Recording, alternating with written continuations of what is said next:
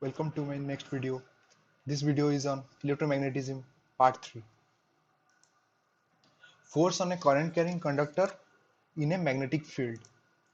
French scientist André-Marie Ampère suggested that the magnet must also exert an equal and opposite force on the current carrying conductor. He performed this experiment.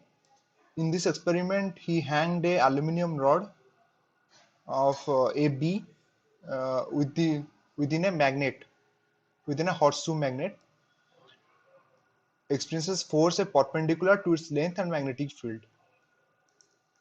The displacement of the rod in the above activity shows that the force is exerted on the current carrying aluminum rod when it is placed in a magnetic field. It also suggests that the direction of force is also reversed when the direction of the current through the conductor is reversed. When we interchange the two poles of the magnet, the direction of the force also reverses. Thus, we can conclude that the direction of force on the conductor depends on the direction of current and the direction of magnetic field. So from this we concluded that when the direction of the force is reversed, then the direction of conductor through current through the conductor is also reversed. When we interchange the poles also, means if you bring the north side here, then if you bring the south this side and north this side, then also we'll experience the change.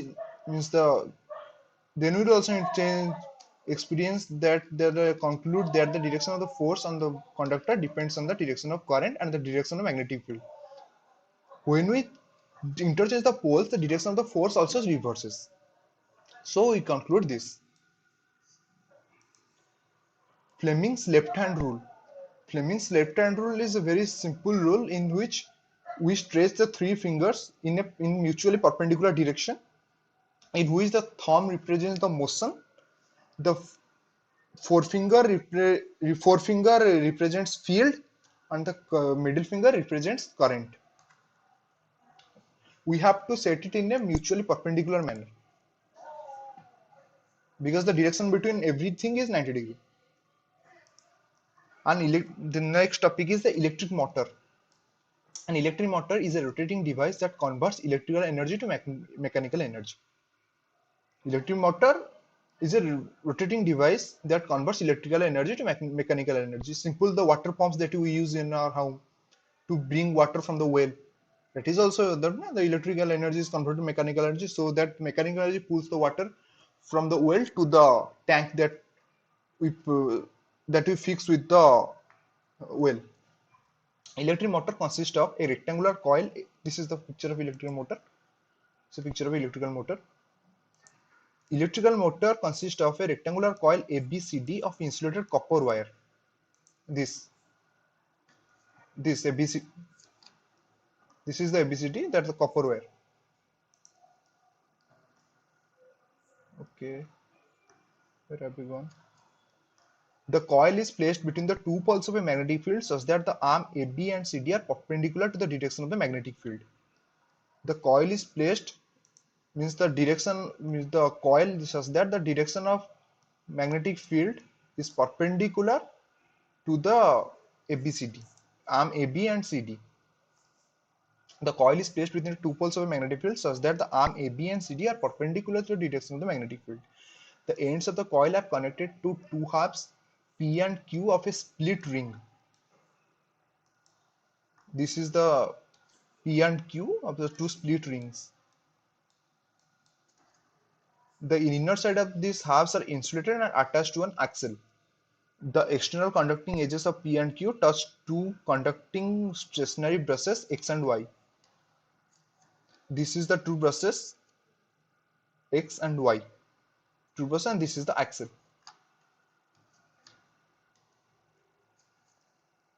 This is the current in the ABCD enters through the source battery through conducting brush X and flows to the battery through brush Y.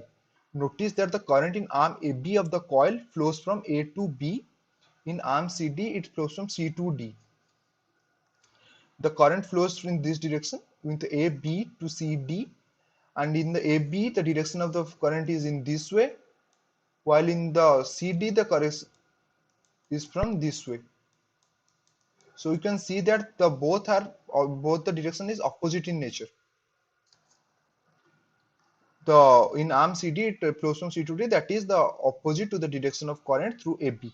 On applying Fleming's left hand rule for the direction of force on a current carrying conductor in a magnetic field, we find that the force acting on AB by using the Fleming's left hand rule, we can get that the direction of force that will be applied on the arm AB would push it upward, while the CD will be pushed downward, and thus it starts to rotate in this way.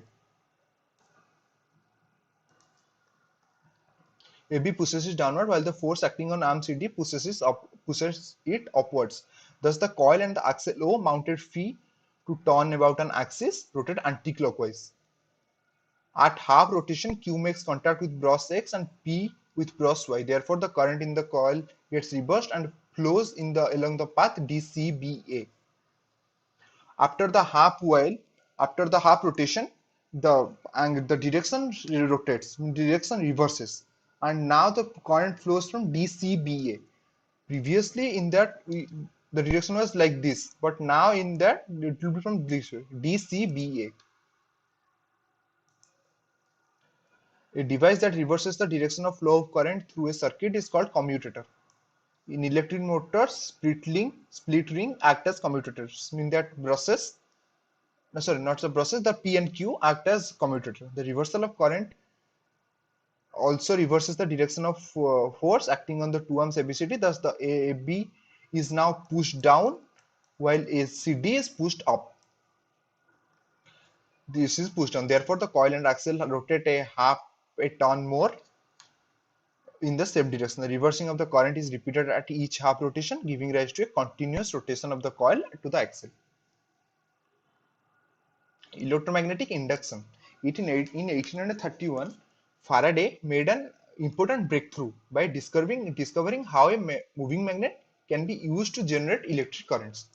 Faraday in 1831 made an important breakthrough by discovering how a moving magnet can be used to generate electric currents. Moving a magnet towards a coil sets up a current in the coil circuit, and as indicated by the deflection in the galvanometer needle. When the magnet is when it is brought near the coil, it gets means the galvanometer readings, it shows deflection. Galvanometer is nothing but an instrument that can detect the presence of current in a circuit. So from this we can conclude that when a magnet is brought near a coil circuit, then it induces current in the circuit without contact. Okay, so the word induction. The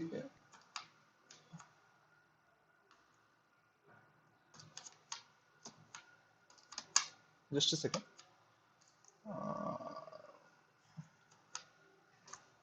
Coil 1 is called the, means if we consider it, just a second, I'm drawing the diagram.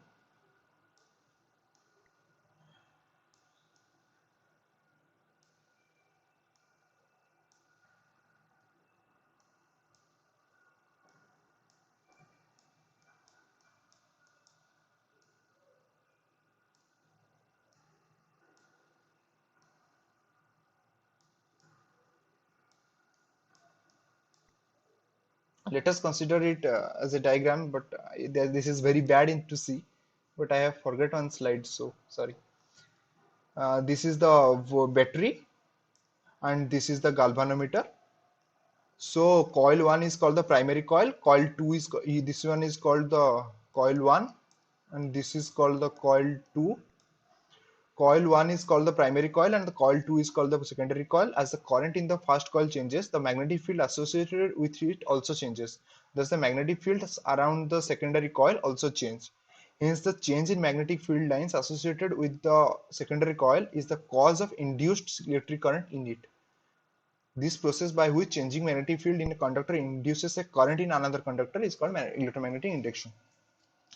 When if this is the primary coil and this is the secondary coil, as the current, if the current, which means the potential difference is decreased in this, then there will be decrease in current in this coil, and if the coil in this is decreased, the deflection is very less. So we can conclude, means we can see that then when the current is when the current is decreased here, the deflection also decreases, and thus the process in which a changing magnetic field in a conductor induces a current in another conductor is called a electromagnetic induction.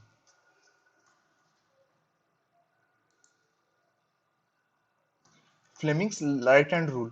In the forefinger, the direction of the magnetic field and the thumb shows the direction of motion of a conductor. Then the middle finger will show the direction of induced current. If this is the okay, this is the Fleming's right hand rule. This is the movement of conductor. This is the magnetic field. This is the current induced in the conductor. Electric generator. In an electric generator which is based on electromagnetic induction, mechanical energy is used to rotate a conductor in the magnetic field to produce electricity. Electric generator is nothing but which is a instrument that is based on electromagnetic induction. Mechanical energy is used to rotate a conductor in a magnetic field to produce electricity. Here also means in the electric motor, electrical energy is converted to mechanical energy, but here mechanical energy is used to rotate. Here also electrical energy is first rotated to mechanical energy. Mechanical energy then is used to rotate a conductor in a magnetic field to produce electricity.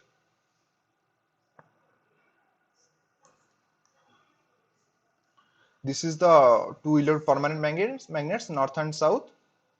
This is the coil A, B, C, D. Here this is the brush. Sorry, this is the ring R1 and R2, and this is the brush B1 and B2.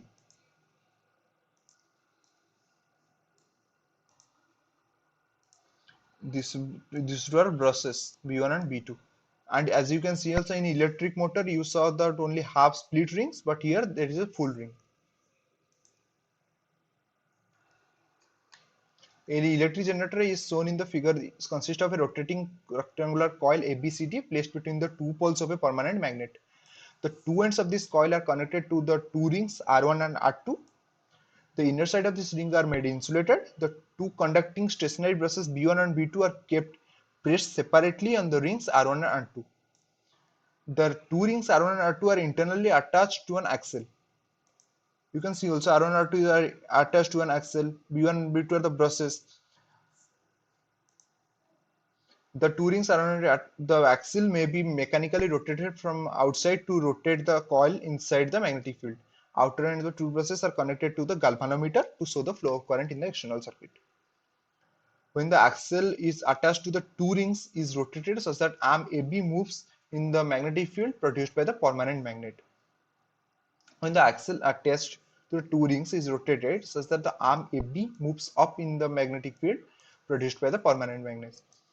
When the flow of current is from B1 to B2, sorry, when from the flow of current is from B2 to B1, then the force on AB is from downwards, that is AB moves upwards, AB moves in this direction while CD moves in this direction. The AB moves in the AB moves upward in the magnetic field produced by the permanent magnet. When the polarity of the induced current changes after certain time, then the type of current is known as AC. While the current that is unidirectional and has fixed polarity is called as DC. The generator that produces AC current is called AC generator, while the generator that produces DC current is called a DC generator. But we have to first know that in case of DC generator, we have to use split ring commutators. But if we are using AC generator, then we have to use a full ring commutators, because split ring only can, if the split ring is used, then means if the full ring is used, then to produce AC we have to change, means in the AC the polarity changes, so we have to use full ring, As in DC, the polarity doesn't changes, means it remains same throughout. So we have to use split ring. Domestic electric circuits. In our homes, we receive supply of electric power through a main supply, either supported through overhead electric poles or by underground cables. One of the wires in this is usually red insulation cover is called live wire or positive. Another wire with black insulation is called neutral wire or negative. In our country, the potential difference is 220 volt. This is this is means this will be all for today. Thank you, and do like it, share it, and subscribe it. Thank you.